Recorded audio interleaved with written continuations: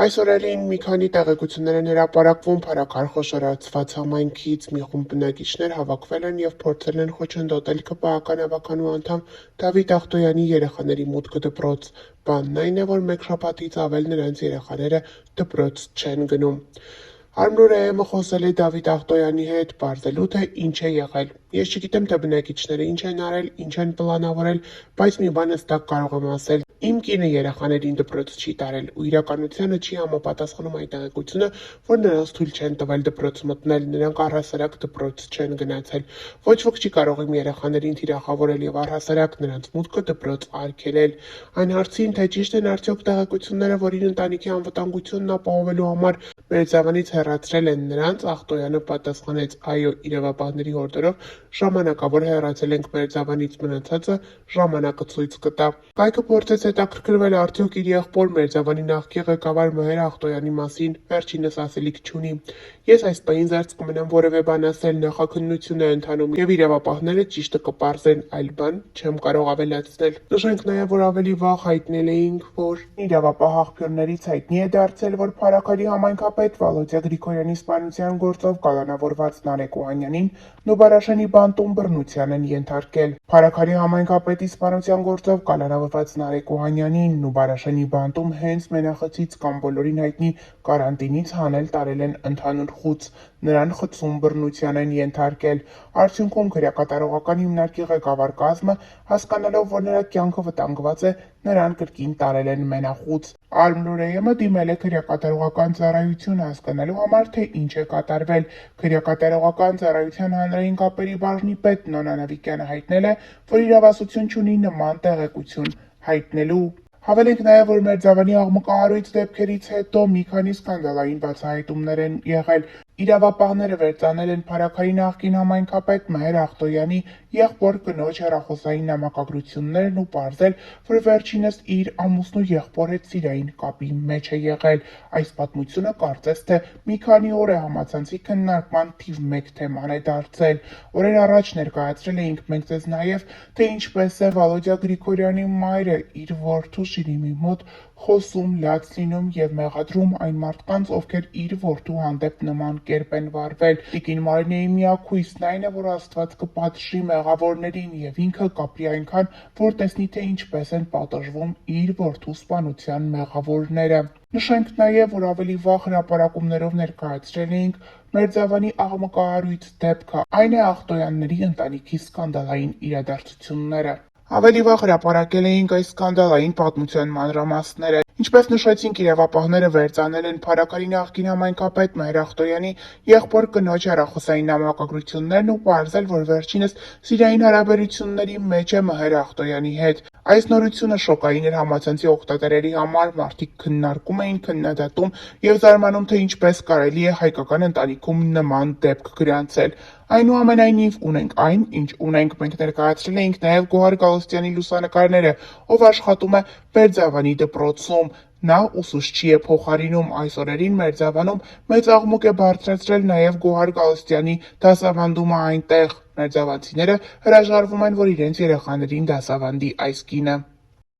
Օրեր առաջ գյուղի բնակիչները հավաքվել էին դպրոցի բակում և թույլ չէին տալիս, որպեսզի նա մուտք գործի դպրոց։ Նրանց խոսքով, իրենք դպրոց երեխա են ուղարկում, որպեսզի երեխան կրթված դուրս գա։ Իսկ այս դեպքում ինչ կարելի է սպասել։ Նշենք նաև, որ նեղ շրջանակներում նշվում է, որ հաղորդագրությունները սեռական բնույթի հաղորդագրություններ են եղել։ Թե իսկ թե երբ դրանք ի ցույց կդրվի հանրությանը կամ կողմերից որևէ մեկը երբ հանդես կգա հերքումով կամ հաստատումով, դժվար է ասել։ Մեզ մնում է միայն հետևել իրադարձությունների հետագա զարգացմանը։ Հիշեցնենք, որ Մհեր Ախտոյանը սպանությունից դեռ 10 օր առաջ լքել է երկիրը, թե երբ նրան կբերեն Հայաստան հայտնի չէ, իրավապահները այս առումով դեռևս որևէ գործ չեն ձեռնարկել։ Նշենք նաև, որ համացանցում այս օրերին տարածվում էր Մհեր Ախտոյանի մասնակցությամբ այն լուսանկարը, որտեղ նա ԿՊԱ-ական падգամավոր Հայկ Սարգսյանի հետ էր։ Հայկ Սարգսյանը հանդես էր եկել խոսքով, նշելով, որ մտերիմ հարաբերությունների մեջ չի եղել Մհեր Ախտոյանի հետ, պարզապես ինչ-որ միջոցառման ժամանակ հանդիպել են։ Մակարյան Նյուզի տեղեկություններով երեկ գիշերը ծեծկռտուք է տեղի ունեցել Փարաքար խոշորացված համայնքի Մերձավան բնակավայրում։ Ծեծկռտուքի մասնակից մի կողմը եղել են Փարաքարի սպանված համայնքապետ Վալոդյա Գրիգորյանի մերձավորները, մյուս կողմը նախկին գյուղապետ և ՔՊԱ-ական Մհեր Ախտոյանի կողմնակիցները, երկու կողմն էլ երիտասարդներ։ Ասացին գյուղամիջում հանդիպել են, որոշ հաշիվներ պարզել, հասցրել են իրար ծեծել, անգամ քարերով և այլ առարկաներով վնասել են Ախտոյանի կողմնակիցների մեքենաները, սակայն ոստիկանությանը հաջողվել է կանխել միջադեպը, որ արյունալի ընթացք չստանա։ Ծեծկռտուքի մասնակիցների մի մասը փախուստի է դիմել, ասացին Վալոդյա Գրիգորյանի մերձավոր անձինք հիմնականում, բայց շուտով հնարավոր է հայտնվեն և հանձնվեն։ Հավանաբար բացատրական աշխատանքներ են տարվել իրավապահների կողմից։ ՆԳՆ-ից հաստատել են տեղեկությունը, որ վիճաբանություն է եղել նշված անձանց կողմնակիցների միջև, որը ոստիկանությունը կարողացել է կանխել։ Նշենք, որ Մհեր Ախտոյանը տևական ժամանակ է երկրում չէ, նա դեռ Վալոդյա Գրիգորյանի և ոստիկանության օպերծառայող Կարեն Աբրահամյանի սպանությունից առաջ էր հասցրել լքել երկիրը, Մոլդովայում է ու դժվար էր վերադառնա Հայաստան։ Գիշերվա միջադեպն էլ կապված է Վալոդյա Գրիգորյանի սպանության հետ, ըստ էության վենդետայի շարունակությունն է, քանզի երկու թևերի միջև այս սպանությունից հետո էլ ավելի խորացել է թշնամանքը։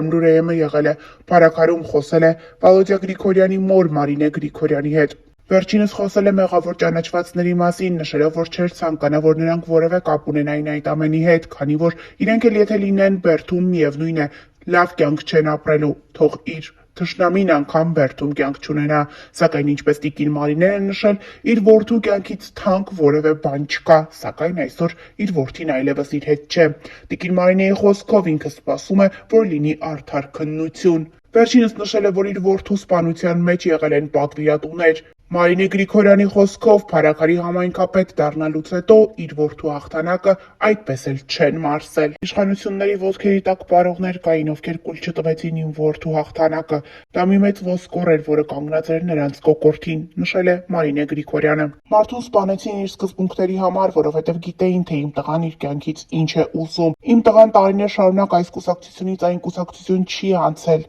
Իմ տղան սկզբունքային էր և հենց դրա համար էլ սպանեցին նրան։ Տիկին Գրիգորյանի խոսքով սա հրահանգն է Փարաքարի նախկին համայնքապետ Ախտոյանի։ Վերջինս դեպքից 10 օր առաջ երկրից դուրս է եկել, հրահանգ է տվել այս սպանությունը կազմակերպելու համար։ Տիկին Մարինեի խոսքով նա տարիներ շարունակ երկիրը չի լքել և միայն այս դեպքից 10 օր առաջ որոշել է հեռանալ։ Հավելենք նաև, որ այսօր ներկայացրել էինք նաև փետրվարի 5-ին սպանության մեջ կասկածվող Արմեն Ղազարյանի մոր Ռուզաննա Ղազարյանի հարցազրույցից հատվածներ։ Արմեն Ղազարյանը տեսանյութային երիտասարդն է, որի ձեռքում կա ինքնաձիգ, բոլորին հայտնի ավտոմատը։ Նա արդեն 8 ամիս է կալանավորված է։